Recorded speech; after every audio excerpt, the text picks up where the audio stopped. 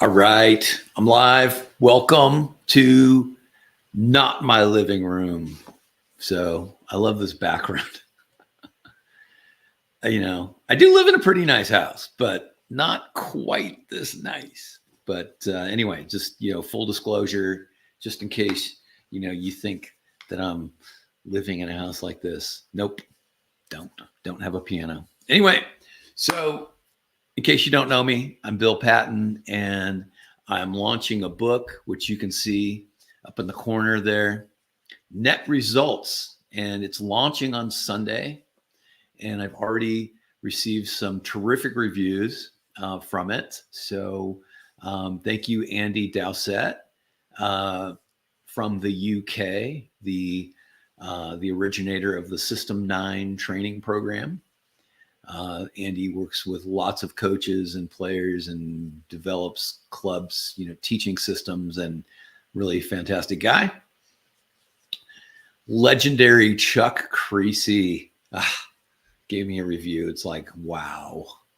And Ron Williams, retired YMCA director from Virginia.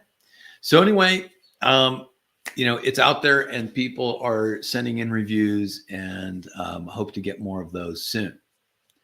But the launch is Sunday, and I'll be posting links all over the place. If you're interested in the book, please wait until Sunday, because that's going to really help me out with the algorithm. Anyway, enough about that.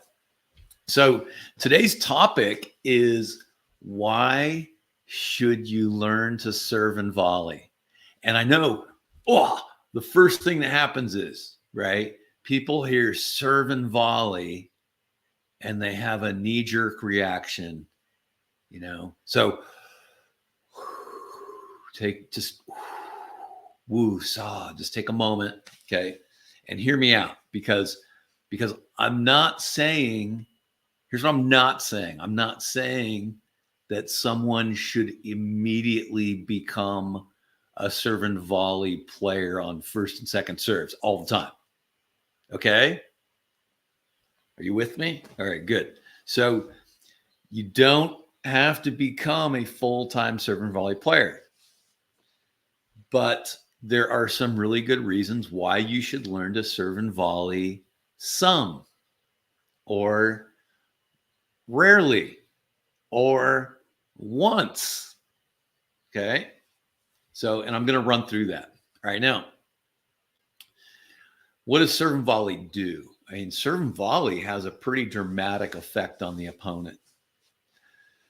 So, because there's kind of a shock and awe to it. They just served, and now on my return, I have to hit a passing shot.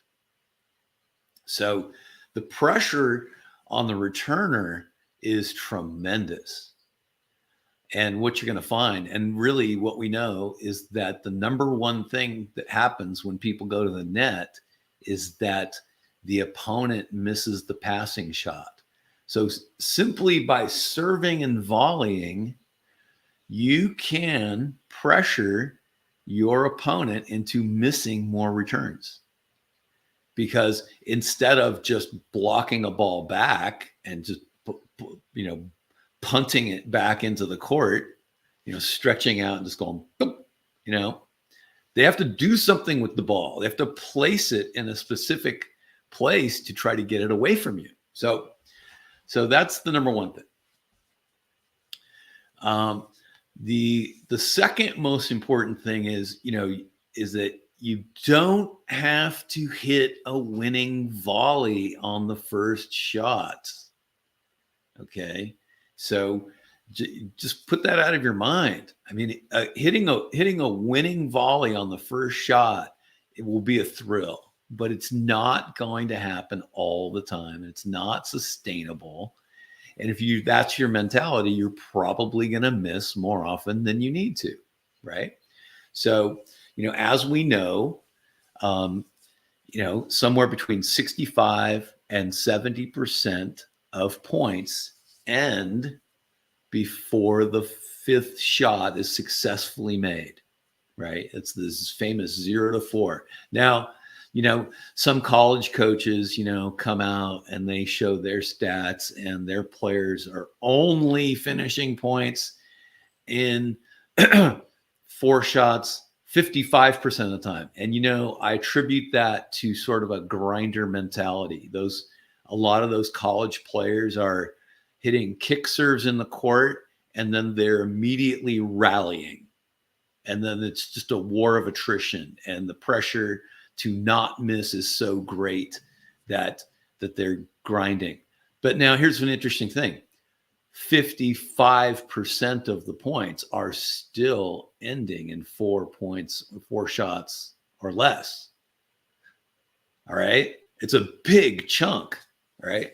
So anyway, now probably the number one reason that you want to learn how to serve and volley is that it changes the way the other player has to return the ball. That's the number one reason.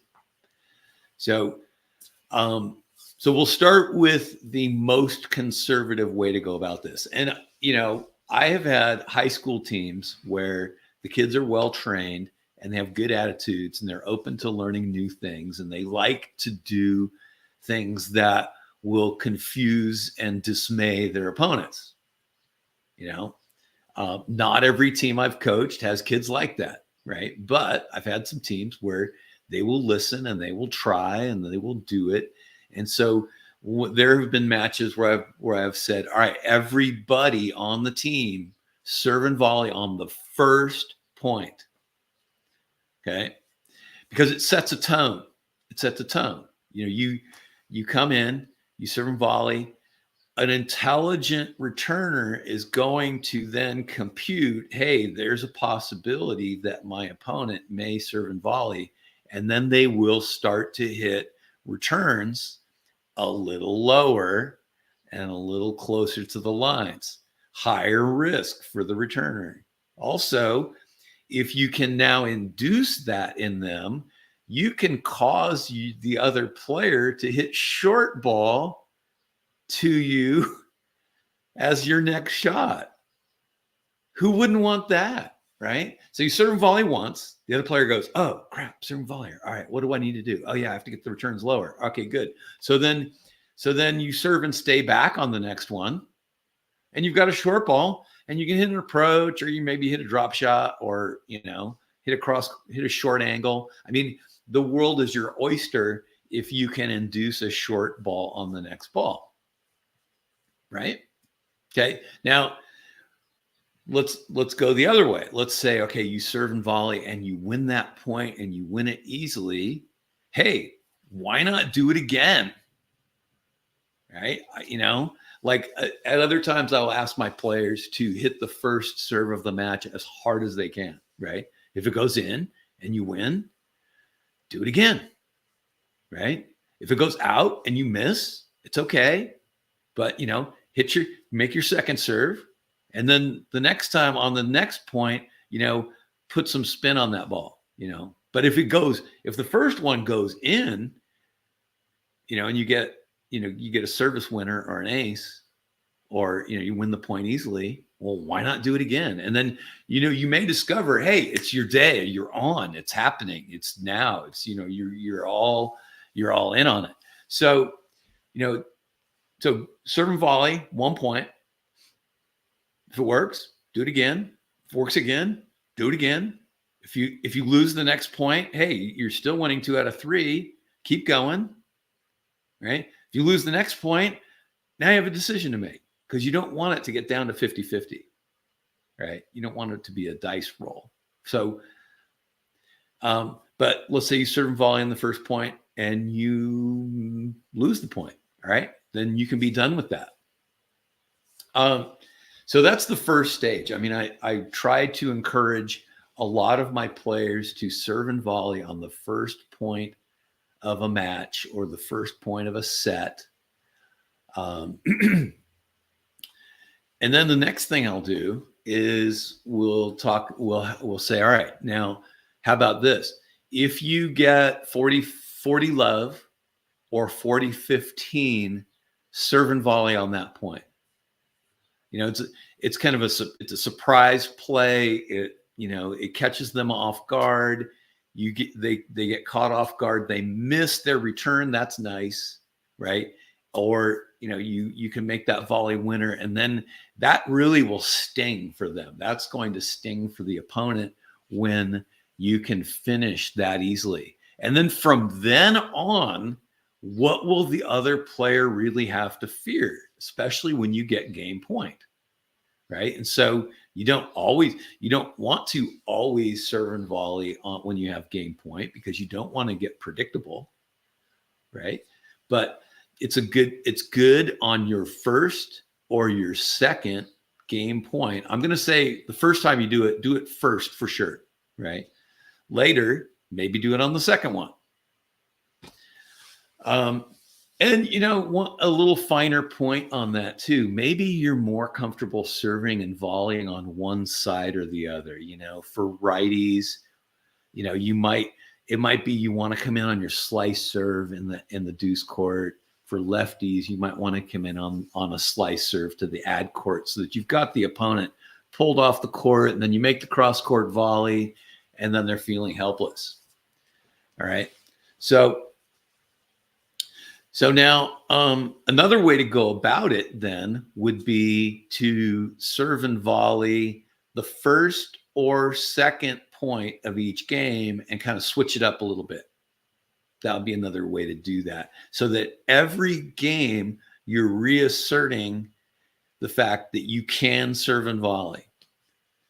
And if you do it early in the game, then it's not going to be the thing that wins or loses the game for you necessarily. Although winning that point is going to be a bonus. But the fact that you're creating uncertainty for your opponent makes a really big difference.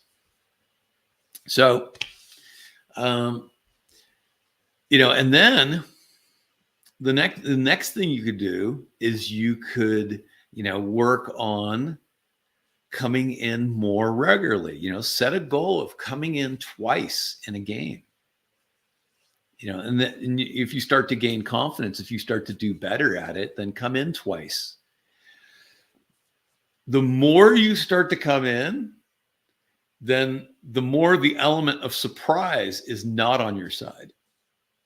So then your skills are going to have to improve to the point where even if your opponent makes a good return, you can still, hit that first volley and keep yourself on offense.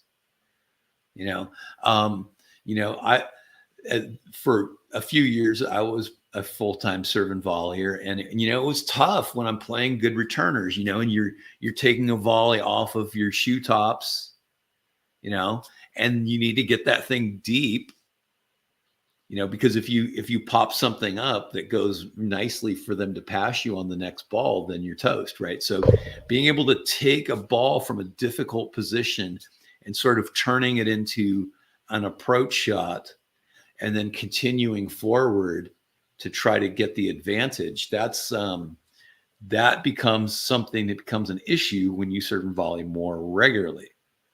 So, and if you serve and volley all the time, then you should expect that your opponent is going to, as the match goes on, they're going to improve their ability to return your ball, because they're going to have to, and you're giving them practice at that.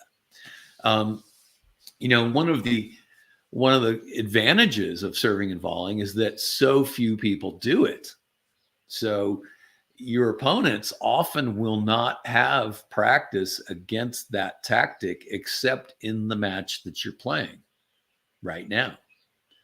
It's so rare. Anyway, and then another thing to do is to, when you get your first set point, that's a really good time to come in, because, a lot of times the other player is feeling nervous, and, they probably want to play a very conservative style at that time.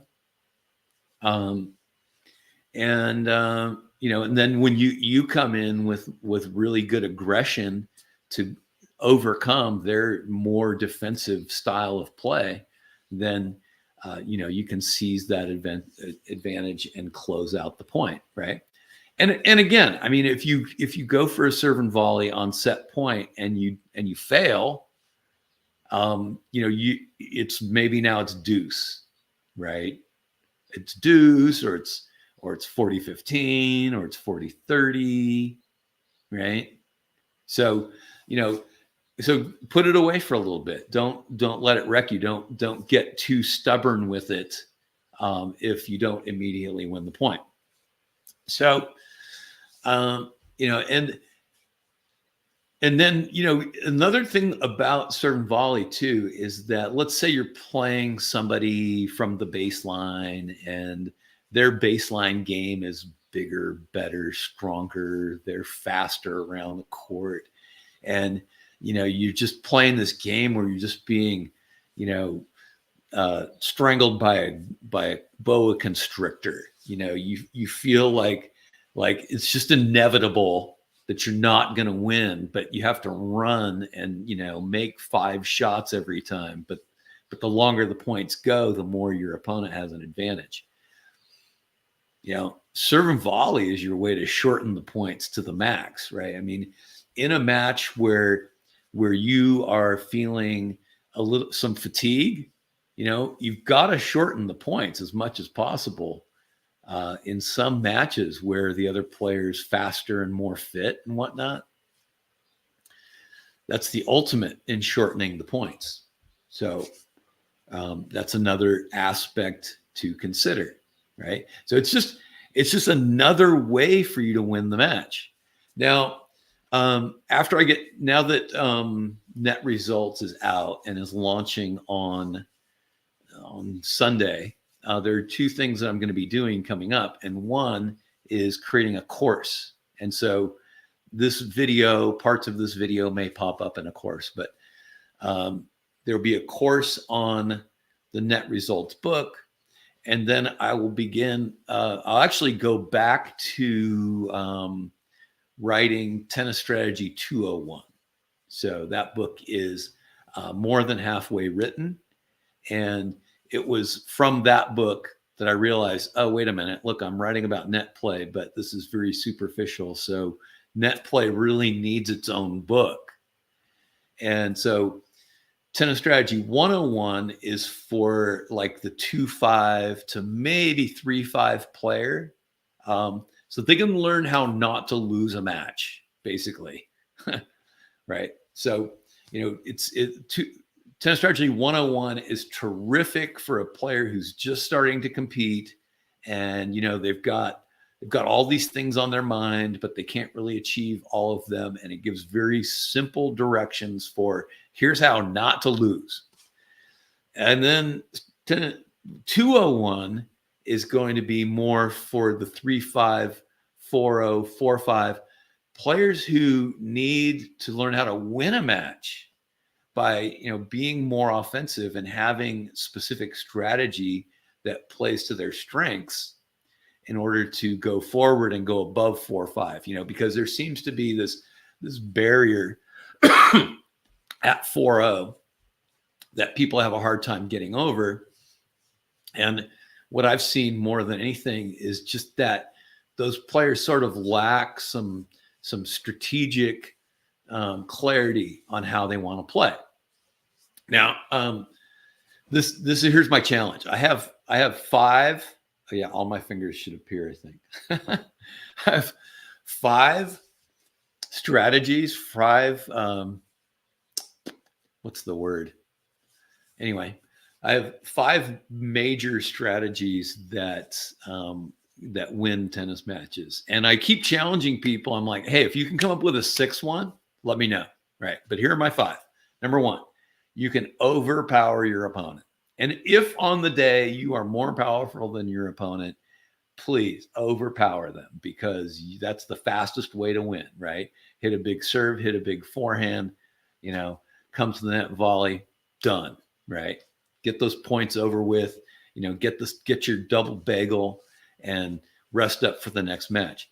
Number 2 is pressure, time, and space, right? So like as Federer got older, he started to play closer to in the court and started coming to the net more so he could take away time and space, right? Okay, very good. Number 3, pressure movement. And, this is what Djokovic does better than anybody, right? Maybe ever, is, he moves so well, and then he forces his opponents to move so much that, he pretty much is trying to take their legs out. And then once they do, I think somebody said he takes their soul. That's a little extreme, right? And then so pressuring movement is another major strategy.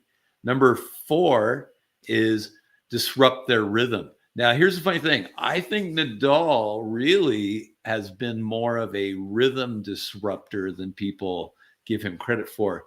Because if you watch him closely in person, you start to see how he takes different cuts of the ball to keep the ball bouncing and moving different places. He'll throw in some slice, but he varies his top spin and he hits through the ball.